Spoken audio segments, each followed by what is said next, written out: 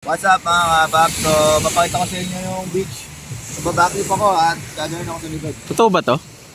Ayun.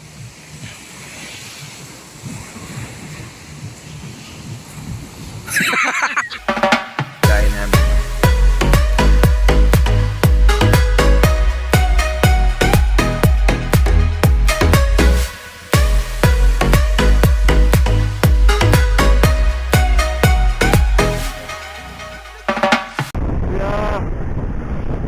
Ano kaya ang Eagles Club to? Forma ng logo nyo, oh.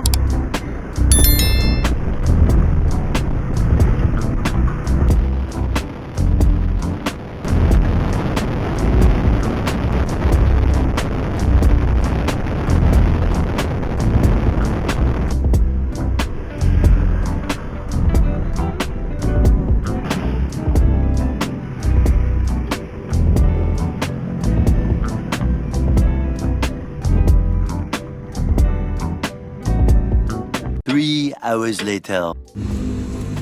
Yes. So, kumakain po kami. Hi.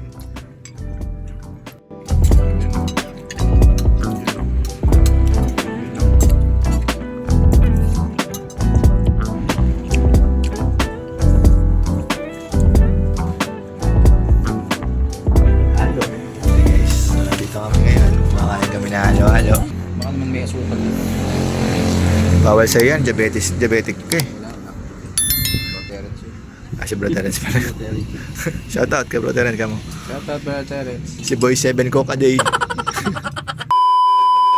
Bro, kamusta? Nauntok na ako bro, kailangan ko ng matulog. Tignan mo yung mata ko. Ganyan na lang talaga eh.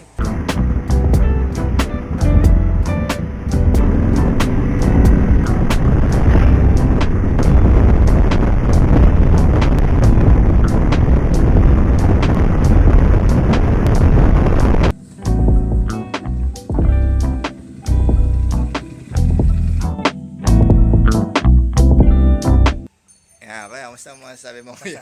Kapagod, pero pagdating namin dito, nakakawala ng pagod. Nasilip ko na yung beach. Ang sarap pagkatapos na mag-swimming, pamasahe kami. Kahit okay lang ang gastos. Hihingi na lang sa mga anak.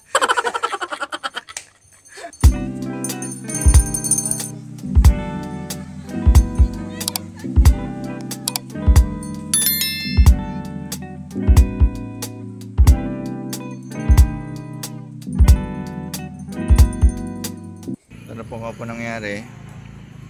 Iiwan kami ni Pastor dito sa Bulinaw. Parang na-scam kami. Ay! Happy birthday, Pastor. Pas, talagang hindi na namin kayo mapipigilan, Pas. Makakatim niyo yun, Pas, sa mga miyembro nyo. I know you will overcome. Po si Pastor, iiwan na po kami.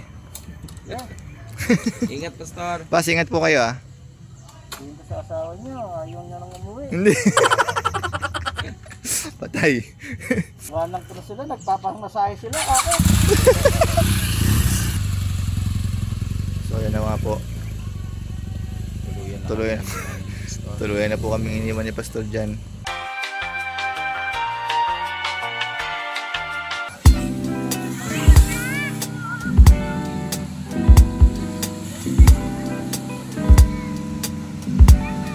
Hey, what's up mga kapap? So kagising ko lang.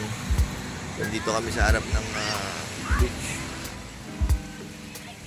At nagmumuni-muni, isip-isip. Barangay Patar, Bulinaw, Pangasinan. Ang ganda ng dagat dito sa Patar. Kapap! Hooray! Uy, lamig. Uy, pwede. Hindi masyado malamig. Sarap sa ligo, hindi malamig. Narinig ko si Devilin. Lahat nakasama dito.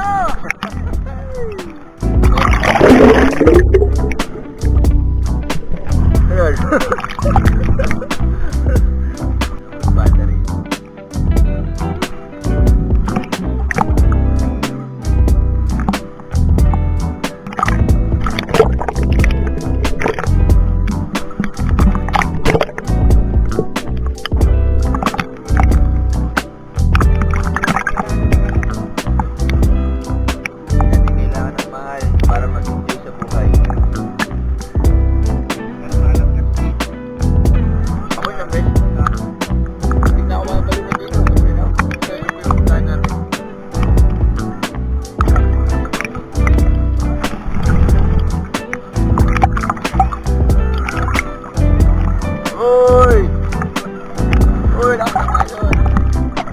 guys, so tapos lang po namin magbabad, short swim.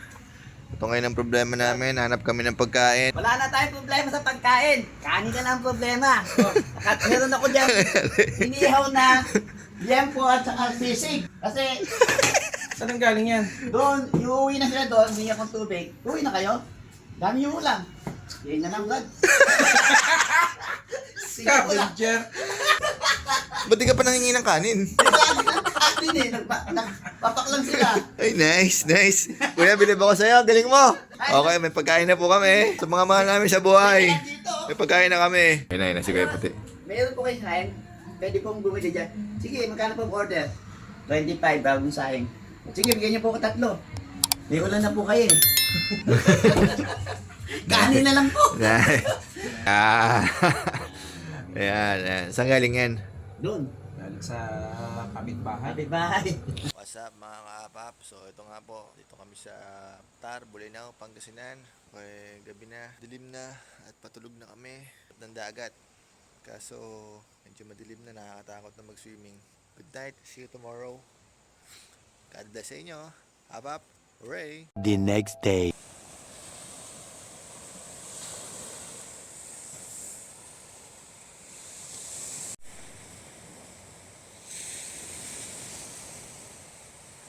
Good morning mga kaapap. So ito kami sa harap ng beach. So ginawa namin, nag-set up kami ng lamesa. Ayan o, yung lamesa namin. Ayan yung kape. Pinukuha pa niya na Kuya Puti at saka kay Brother Joven yung aming almusal. Ito kami kakain. Alright. Ayan sila Kuya Puti. Dala yung aming almusal. Nakatawag kami dito. Architect Joven. What's up mga ka-scavengers? Yung almusal pala namin, 3-in-1 coffee, instant noodles, at saka ito hindi ko alam to. Ito. Kanin, ano yun? Yan. Anong tawag dito kuya? Kaya ang tawag dito? Binaoy.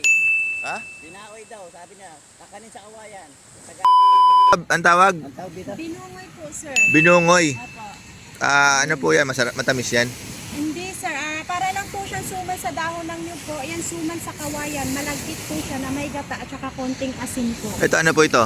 Arnibal niya po, sir. Arnibal. Na niluto sa gata po. Binungoy pala, ikaw talaga iba na naman ang pangalan mo ko. Gaganyan mo lang. Yan.